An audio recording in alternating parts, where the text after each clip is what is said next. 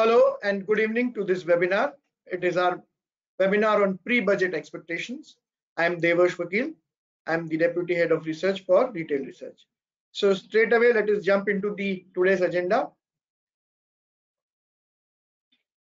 So I intend to cover about union budget, whether it is a catalyst for change. There are a lot of expectations from this budget. So whether this will be a path-breaking budget, what it takes to be a path-breaking budget, broad expectations from this union budget, sector-wise expectations. We have released a report today morning on sectors. We'll try to cover that.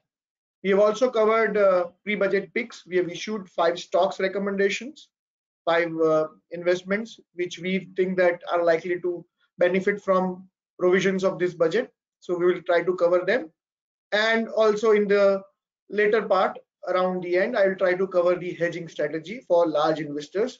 If you are worried about budget as an event, whether you should hedge, how you can hedge, we'll try to cover that at the end of the session. So first, whether budget is a catalyst for change or not. Many times there have been path-breaking budgets in India, and that has resulted into a significant development of economic growth. If you were to see review 10 budgets, 7 out of 10 budgets have also triggered a short-term sharp move into the indices. So yes, budget is a very important event. We need to keep an eye on what is happening in the budget. There are some budgets which alter the trajectory of country, trajectory of economy, and there are some budgets which results into a short-term gyrations, and we need to pay attention to those gyrations. So if you were to see what is described on the screen, this is the index movement, and if you see, if you can notice, there are events where budget usually leads to some kind of a correction or a beginning of a big up move. So it is important to pay attention to the budget. If you were to analyze last 10 budgets, and if we did that and we saw that the plus 10 days, minus 10 days, so 10 days before the budget or 10 days after the budget, usually 3 to 4% of volatility is witnessed in indices, in large benchmark indices. Individual stocks can even have larger movement than that. If you were to analyze last 10 budgets and see the behavior of index before a month and after a month, you can see that the around 6% kind of volatility is seen in the budget. Mostly post-budget, we have seen sharp downturns, about 5 to 6% in indices in 4 times out of budgets, and 4 times we have seen a large up move also. So it is concluded that the budget is important. It leads to sharp volatility on either direction, and we need to pay attention to what is being declared in the budget. So will this be a path-breaking budget? If you were to survey some budgets, there have been very controversial budgets and very path-breaking budgets, right from Madhu Danvite's 1991 budget to Mr. Chidambaram's famous budgets. So budgets have led to a lot of developments, a lot of volatility into the markets, and we need to pay attention to budgets. What could be considered a path-breaking budget?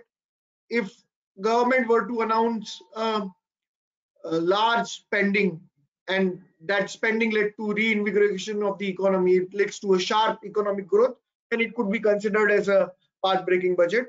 If it is a big bang budget with a lot of divestment, a lot of privatization, then obviously markets will like it, and that will be considered as a path-breaking budget.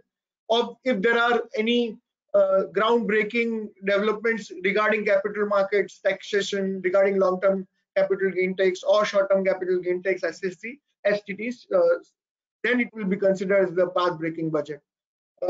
Looking at the economic situation, will this budget is likely to be path-breaking budget? Let us review the economic situation, macroeconomic situation. We know that the Indian economy has just started recovering from the severest of the fall of GDP due to COVID-19. The direct and indirect taxes, the collections are not much, and they may not offer any scope for groundbreaking, path-breaking budget reforms. The tax revenue is estimated to further recover in coming months, and probably there will be a lot of recovery in next financial year, and that will build the base for a more substantial reforms in next budget. But this budget, we do not have fiscal room to come out with any earth-shattering proposals. The focus of this budget is likely to be on the manufacturing, and the way the finance minister is likely to uh, announce those manufacturing jobs, the schemes are linked to the PLI. So we expect that the main highlight of this budget is likely to be the PLI schemes and manufacturing jobs created through PLIs. So that should be the focus of this budget according to our estimates. What are the broad expectations? Government is expected to recapitalize PSU banks and stimulate credit growth. That is a key expectation, broad expectation out of this budget. Obviously, because of the COVID, a lot of sectors which are very hard hit, they are crying for some support. Hospitality and tourism, that is likely to be in the limelight in this budget. There are auto and auto ancillaries, NBFCs are asking for a scrappage policy for old vehicles. So that policy is likely to be one of the key highlights of this budget. Then we expect that there could be some electric vehicle industry related shops in this budget, and that may lead to some increase in import tariffs and encouraging domestic manufacturing of electric vehicles. So that could be one of the broad expectations out of this budget. Now, if you were to look at the macroeconomic pictures, the numbers are likely to be, the finance minister is likely to estimate that the next year, FY 2022, we may see a GDP growth around 13 to 15% nominal. So around 7 to 8% of GDP growth, and add inflation to it, around 7%. So we may see about 13 to 15% kind of nominal GDP growth is expected. This is on the conservative side. FM may choose to go a little aggressive and stretch that number, but most probably the number is likely to be near 15%. So that will be the broad GDP growth estimates, and from there all the numbers will be derived. The fiscal deficit number for FY21, we expect it to go to a 7.6 number. We know this is a large number, and this number could be because of the shortfall in our taxation due to corona, and it is broadly discounted into the market. Now for FY22, we think that the government may still keep a higher fiscal deficit around 5.2%, and use that fiscal space to spend on manufacturing schemes, PLI schemes, reinvigorate economy to support for the corona hit economy and create jobs. So we expect that next year the fiscal deficit is likely to be around 5.2%. The divestment target, which could not be achieved this year, those targets are likely to be spilled over to the next year, and we see a larger, bigger target in FY22. So these are our broad expectations from this budget of FY22. We think that one of the sectors which may get into a limelight and focus is the PSU. We have already covered this in our New Year report. We have come out with a report on New Year where we expect that the FY21-22 could be a year of PSUs. Here the variable pay of the government employees could be linked to, especially the senior managers, to the stock movement. They could be target based, like ROE, ROC based variable pay can be announced, and if that happens, like in private sector, a lot of management incentives will be aligned with the minority investor, and that may lead to a large movement in PSU stock. So this is one more sector you need to pay attention to. This will help improve the performance and lead to better realization for government's divestment. Government is looking to garner a lot of resources, and privatization and divestment is one of the areas where we feel that the focus will be there in this budget. From a taxation point of view, the new taxation regime had been introduced last year, so that means that the many changes are not expected out of this budget. New tax regime is already introduced, so don't expect any far-reaching changes in your income tax liabilities this year. Especially many middle-class taxpayers like us look forward to a lot of changes in budget, but I don't think that we don't think that that is going to be the case this time. There could be some corona-related cess to garner resources this year, and that may dampen sentiments across middle class. So we need to watch out for whether government do introduce a corona cess to cover for resources required to support the economy. From capital market perspective, we can see that there are some long-standing demands. Let's see if finance ministers oblige to those demands or not. The demands are like in calculating long-term capital gain tax on equity shares and equity mutual funds, if they allow the indexations or not. That is a long-standing demand, and also allow the STT against the taxable liability. If that is come, that will be considered a path breaking, and that will reinvigorate the markets. Markets will like it. If they reduce the long-term capital gains period, holding period for 1 year in debt mutual fund, like what we have in equity, that will help a lot of debt mutual funds garner resources, and that in turn will help the mutual fund industry. So that is a long-standing demand. Let us see if they can fulfill that. That is also one more expectation out of this budget. The exemption of dividend income in hands of recipients, especially the between 2 to 3 lakh kind of income slab budget, dividend income needs to be exempted. That is a long-standing demand, because now dividend has been paid taxable, and that is led to a lot of hassles in the hands of investors.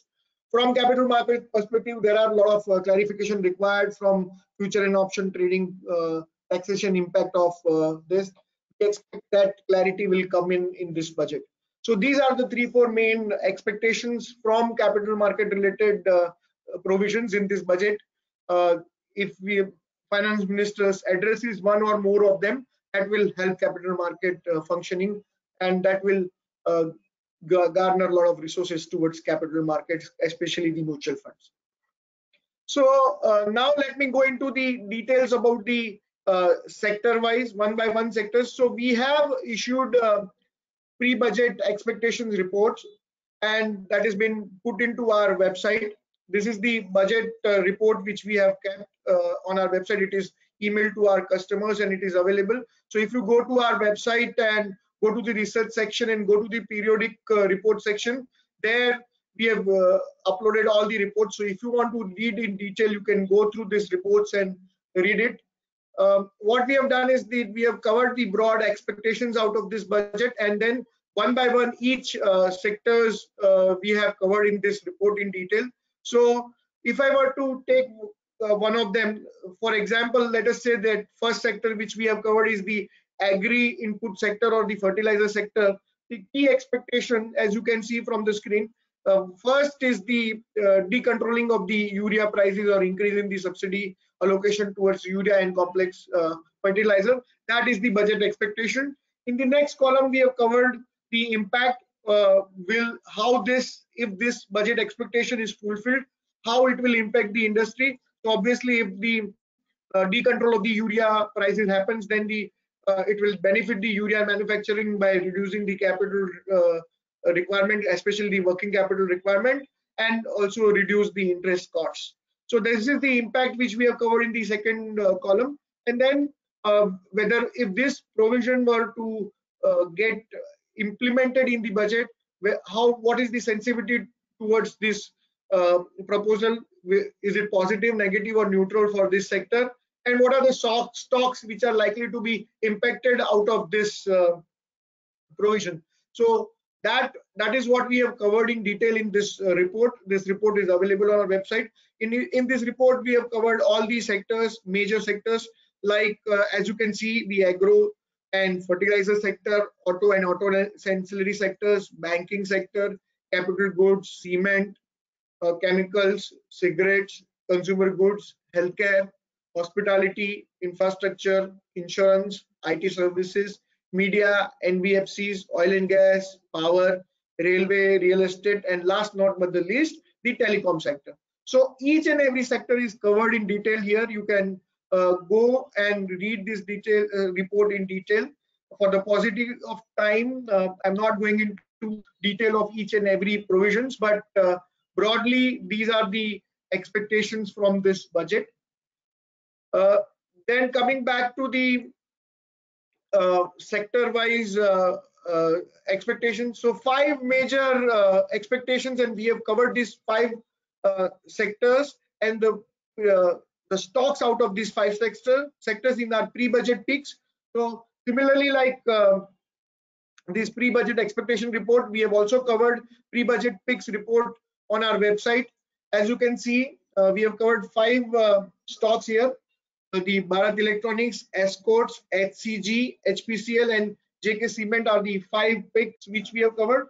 Let me go into detail one by one, in a brief detail about it. So one of the recommendations, one of the expectations out of this budget is that the government will give focus towards Atmanirbhar and Atmanirbhar Bharat for the defense sector. So there could be higher allocations towards that, and one of the beneficiaries of these defense sector higher provision could be the Bharat Electronics. So in this report, if you can see, we have covered the Bharat Electronics, the detailed explanation about what expected for these stocks, what are the other triggers and concerns, a small financial table giving the summary of this stock has been given, and also we have tried to cover and give you the link.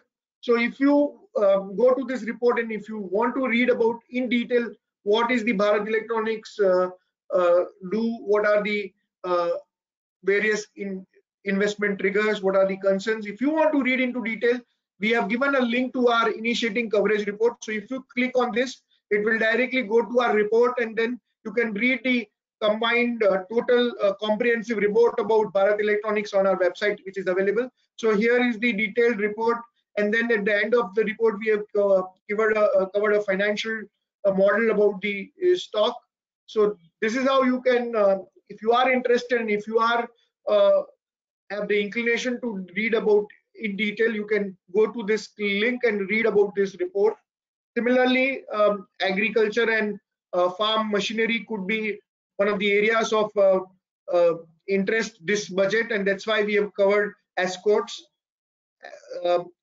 We know COVID-19 has raised the awareness about the hospitals, the allocation towards the healthcare industry and the insurance. The healthcare insurance is likely to be high, so we are bullish on Healthcare Global Enterprise, the HCG. So in detail, we have covered about HCG. We think that the privatization and disinvestment will be one more theme. And that's why oil marketing companies could be in focus, BPCL could be in focus, and similarly, if BPCL were to privatize, that will lead to a lot of trigger and re-rating of the other oil marketing company, and that's why we have chosen HPCL as one of our pre-budget picks.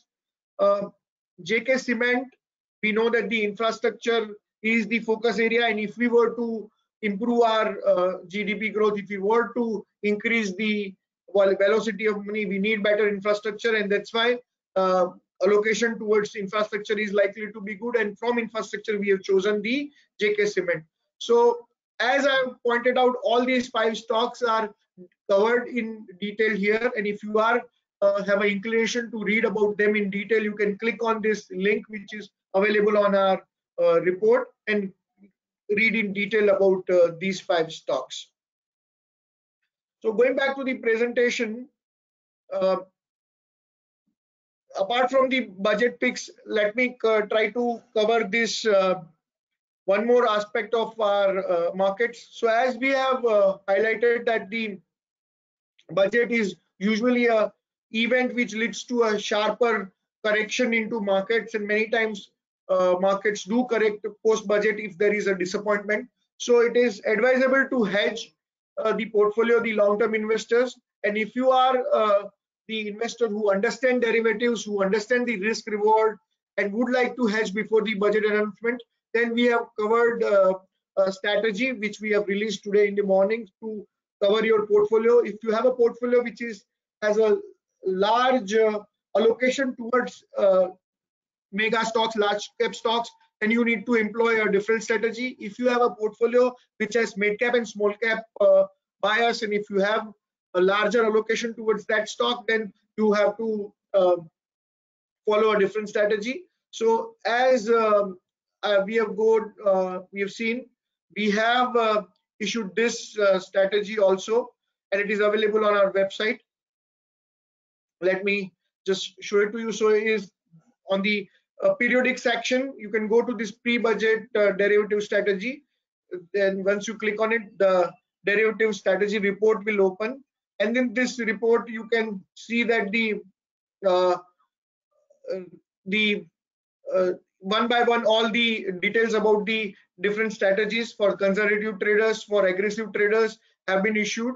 If you are long-term investors, you can hedge your portfolio using this Nifty options.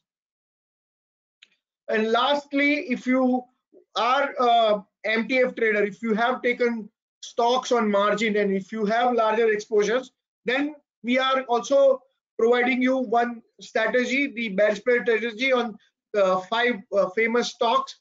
So Bharti, Bajaj Finance, Dr. Reddy, Reliance and Kotak Bank are 5 stocks where a lot of investors have taken it on margin and they have created positions. So it is advisable to hedge some of the exposure in this margin trading facility, and we have covered the strategy in this report which is available on our website.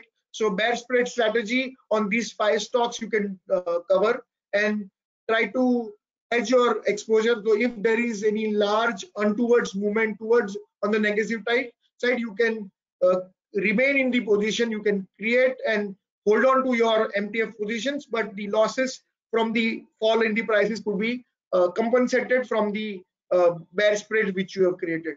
So this is how this is what we have covered in this derivative strategy report.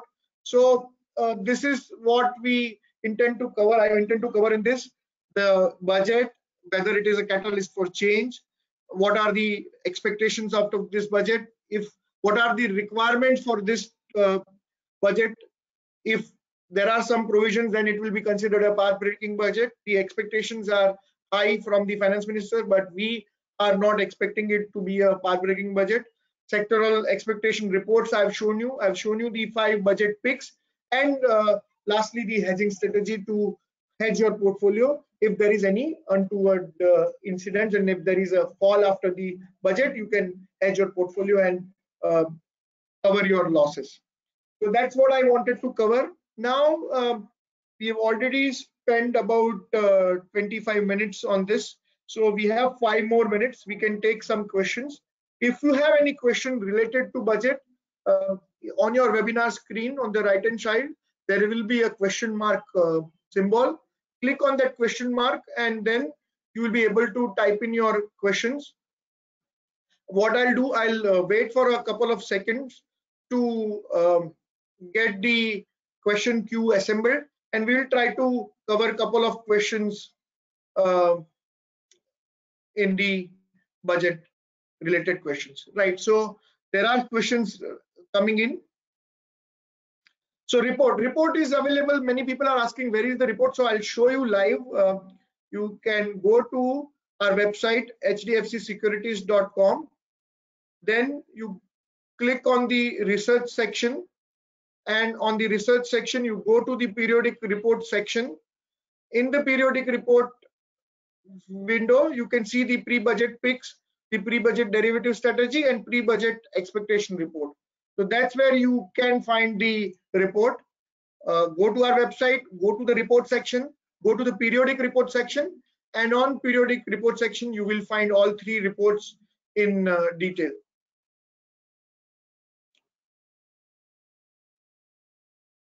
One more question is there, that do you think we need to do profit booking before the budget, especially in our PMS investments? No, you need not book any profits in your PMS investments.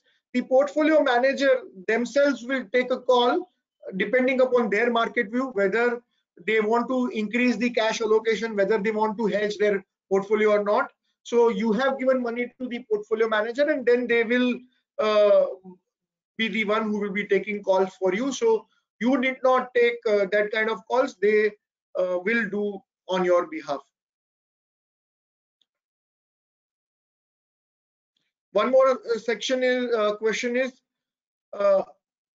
after such a long rally, is there any space left for a rally after the budget, or should we sell? So that depends upon your individual risk appetite and your own asset allocation. If you are one who have invested all your equity related money into the markets and you are fully invested, then you need to either hedge small portion of your portfolio with the help of Nifty options. If you have holding some stocks which are available in the FNO, you can hedge it by buying put or creating bear spreads. If you are into cash, substantial cash, then you should use any dip post budget to increase the allocation towards the equities. There could be a smaller dip, as we saw in the first few slides of the presentation. Around 5 to 7% kind of volatility is expected 1 month post the budget, but those falls are usually the opportunity to pick up the right stocks. From March till now, we have covered around 80 to 90 investment ideas. So from time to time, we will come out with investment ideas. We will try to come out with some post budget investment picks also. So if you are holding cash, you can invest in those post budget ideas. We have a couple of 2-3 minutes left, so I'll try to take one more section. There are plenty of questions on the screen, and the questions are scrolling off faster, but we will try to cover as much as possible in this. So any good news in e-vehicle or solar energy company? Usha Rani Purushottam is asking. So yes, we expect that there could be an increase on the import duties from the electric vehicles or electric parts which is imported into country, and there will be incentive given for electric vehicle industry to manufacture into India. There will be some duty related incentives given. So that is one more area where we think there could be a positive development coming out of this budget. Stock specific questions. There are so many questions which are stock specific. So we have covered in detail each of the sectors and the if those provisions are actually covered into the budget, if they are coming into the budget, what will be the impact on those individual stocks. So I will request you to go through our detailed report budget and then you will be able to come know about it. What is your view on the mid cap stocks post budget till the end of fiscal or in FY22? Mr. J. George is asking. So as we have covered in FY20, the beginning of the year, calendar year 21, we feel that this year could be a year where mid cap and small cap stocks, select mid cap and small cap stocks do outperform. So in your portfolio, apart from the large cap stocks, we do recommend that you increase the allocation towards the mid cap and small cap stocks. Now, mid cap and small cap stocks, you need to understand your own risk appetite. If you are one who can take 20-30% kind of fall in stock prices and then you do not worry about those kind of gyration, then you increase the allocation towards mid cap and small cap, because they are usually the high risk, high reward kind of investments. If you are worried about loss of capital, then it is better to stick to large cap stocks, because usually large cap stocks do fall less in the market volatility. One last question I'll take. It's almost 29 minutes. View on the private sector and PSU banks. So we do expect that the government will recapitalize the PSU banks. Mr. Raj Shekhar has been asking this question. So yes, there will be a recapitalization of PSU banks. Now, if there is economic pickup and if the non-performing assets which have been already provided into the balance sheet of PSU banks, if that number is lesser than the what market has already factored in, then there could be a positive surprise. So we are actually looking to invest into PSU stocks. We are on the lookout. We will wait for markets to fall because PSU banks have seen a large rally. But if there is a sharper fall post budget, and then if there is any opportunity, we will definitely look out for investment into PSU banks. Private sector banks, we have covered many private sector banks. Those are likely to do well as economy recover from the corona. In FY22, we expect a lot of credit growth, and that most of the credit growth will be captured by the private sector banks. So private sector banks will continue to do well. So continue your allocation towards the financial sectors, and that has been the one of the sectors which has done quite well from March. For longer term periods, I think IT and pharmaceutical sectors have done well, and we continue to like them, those sectors. We think that the theme for 2022 could be continued outperformance of the pharmaceutical sector. So there are stocks into diagnostics, stocks into hospitals, and then the formulation and API. We have covered them in detail. Please go to our website and try to get convinced about a couple of them and put sizable allocation towards that sector. So that brings me to the end of this webinar. I hope I have been able to do justice to what to expect out of this budget. This presentation will be available to you, the link on our social media channels. If you want to go through this again, you can refer to them. And as I've mentioned during the webinar, all these reports are, I request you to go through them and read about them in detail. If you have any specific query, you can get in touch with your relationship manager and we'll try to answer those queries. Thank you all for watching this webinar, and I hope you have a good evening. Thank you.